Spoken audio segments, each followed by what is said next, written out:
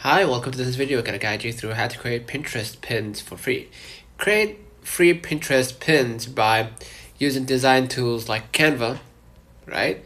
To search for Pinterest pins, right? Or Adobe Express for templates, and use AI generators like Pin Generator or Google Gemini for quick bulk creation, right? Create high quality, vertical 2:3 aspect ratio images and add engaging titles, descriptions, and relevant keywords to ensure visibility, right? So if you selected your design and everything and you edited it, all you gotta do is just hit share at the top right, right? And then hit download and go ahead to Pinterest, right? Hit the plus button to create a new pin, right? Go ahead and hit or create a new pin here. Let me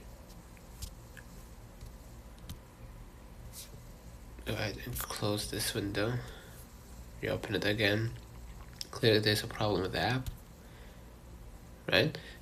Once you hit the plus button, basically you're gonna be able, you're gonna be able to hit a pin and select your photo and everything and create the new pin that you generated or worked on in Canva or Pin Generator or Adobe Express. Consider liking this video, subscribe. Until next time, see you.